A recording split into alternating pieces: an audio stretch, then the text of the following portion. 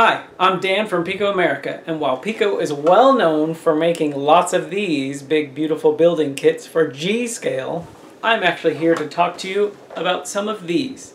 PIKO also makes lots of HO and in-scale building kits, and the hobby line in particular, the one that I'm going to show you how to make today, is quite an economical product. You'll find it's quite easy to put together one of these PIKO building kits. You'll need a PIKO building kit, which this is the Eddons shops, one of my favorites. A bottle of PIKO Fix, which is a great glue with a needle tip applicator to help you get nice detailed work.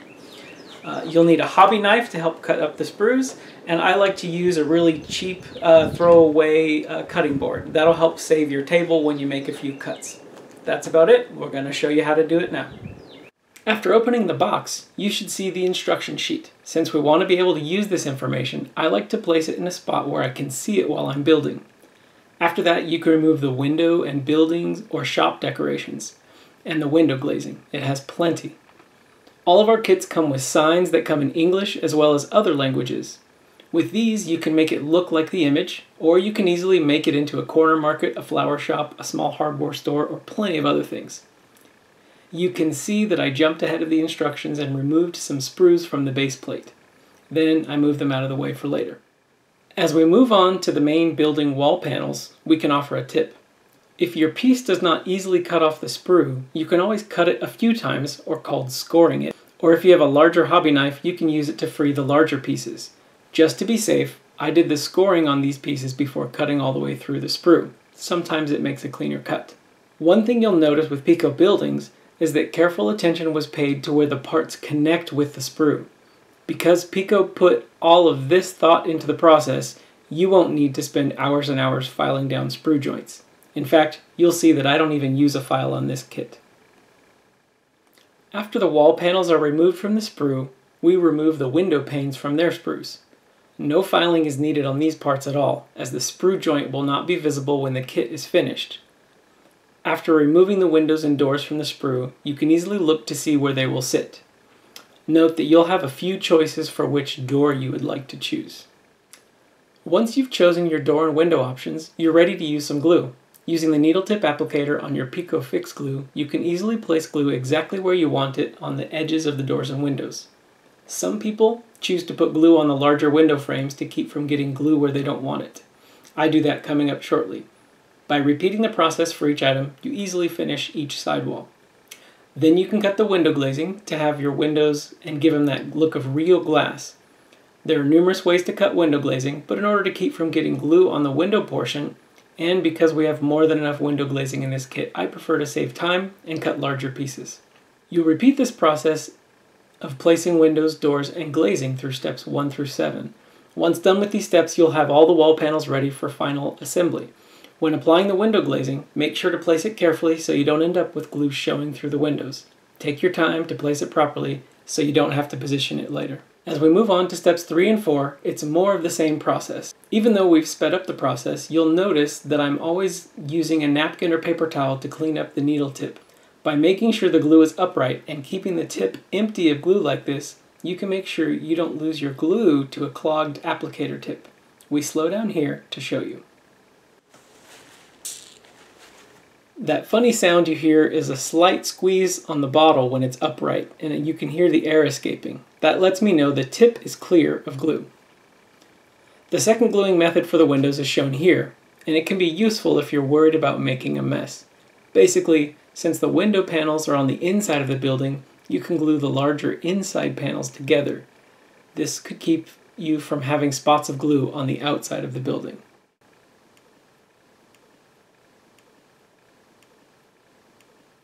And here at step 4, after choosing which door I wanted, I go to the detailed gluing option, and then I follow that with the interior gluing option. Doing both can make the structure stronger, just like making multiple passes with glue can weld or fuse the seams together, but more on that later.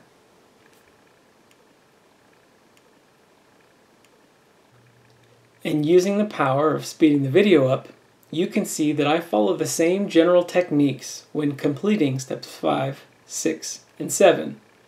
By the time we get to the end of step 7, we're ready to stand the walls up and start gluing the larger framing pieces together.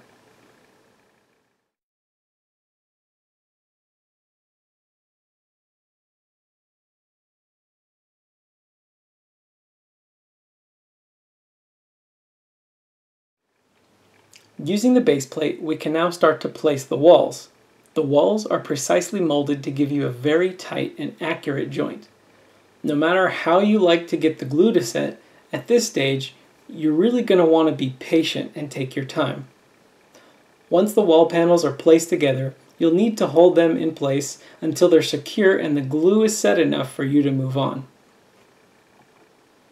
To make the structure stronger, I recommend going over the inside wall joints using your PIKO fix to truly fuse those side walls together.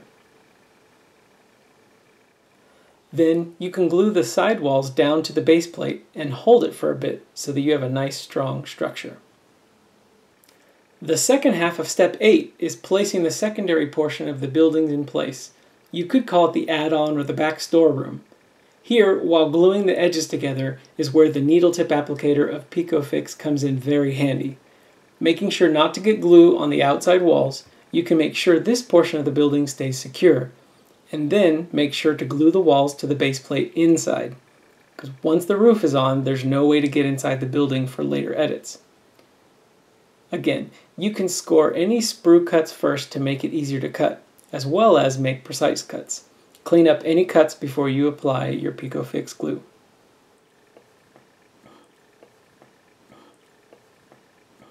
When it comes to the roof, I like to be careful with glue as any mistakes here can be pretty easy to spot. Though it may be possible to hide them later, I like the option of not having to if I can. For this reason, I go pretty light on the glue at first, and then I add more later if I feel it's necessary. You can make minor adjustments if you're careful, and again, be prepared to hold the larger pieces in place as the glue sets. Gluing a final few seams on the roof can help increase its strength. After that, we're ready to move on to the last step, placing the last little portion of the roof and the walls on. A few more cuts on sprues, and we're ready to finish this building kit. Remember that extra glue on the roof is usually more noticeable than on the walls, so take your time. Getting the roof details on is pretty easy, as these vents or roof chimneys can be secured from inside later on. Then, gluing the extra roof gable or dormer together is pretty straightforward. Of course, I hadn't cut the last parts from the sprue, but it gave the roof time to set. Then, making sure to get enough glue inside while keeping it off the visible portion of the roof, I placed the pieces for the dormer room area onto the model.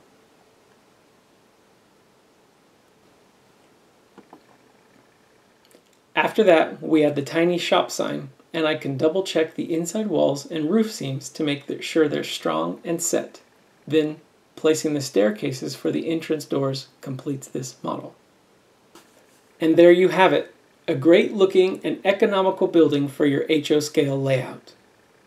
Thanks for watching, and have fun with your PIKO trains, buildings, and track.